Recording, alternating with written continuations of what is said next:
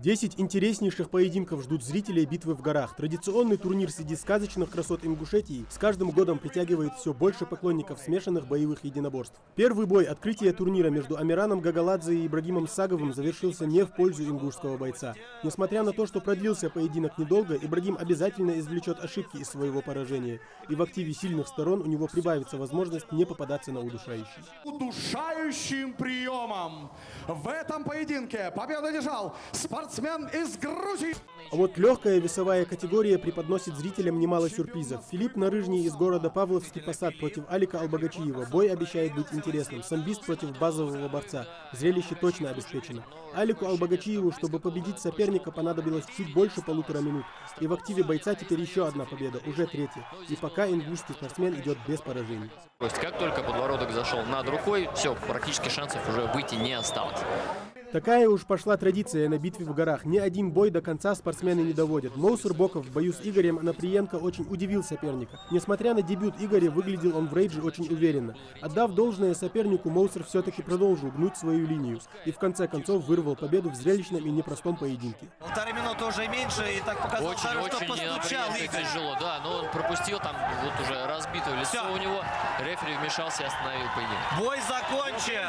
Просто в доминирующей манере, тотально, буквально разобрал Моусер Боков Игоря Анаприенко. Так уж получилось, что каждый выходящий в рейдж боец старался обеспечить зрителям зрелище. На фоне гор и среди такой бурной поддержки велотекущего поединка зрители бы не простили. Вот и Нурбек Исмаилов вместе со своим оппонентом Гигой Кухалашвили порадовали зрителей. Шедший без поражений Нурбек был ошеломлен взрывной тактикой спортсмена из Москвы. И несмотря на все попытки перевести бой в партер, пропустил очень сильный удар. После чего рефери остановил бой. Эмоции у грузинского спортсмена зашкаливали. Есть добивание, да, вмешивается рефери, чтобы остановить этот бой. Очень быстро доказал то, что... Ахматхан Аздоев против Альберто Варгаса. Очень интересная афиша. Ахматхан хорош и как ударник, и как борец. Это он доказал всем уже давно. Правда, испанский спортсмен, похоже, был настроен скептически. Однако уверенность у него прошла сразу после нескольких пропущенных от Ахматхана ударов и блестящих переводов в партер. Поднявшись, Альберто Варгас уже выглядел менее уверенным. И этого ингушскому бойцу показалось недостаточно. Удар коленом в голову сокрушил испанского бойца, а остатки сил из него выбили добивание Ахматхана. Но в очередной раз он... О! Казалось бы, поднимается испанец, но страшнейший удар коленом Ахматхан Аздоев. Нокаутом, да.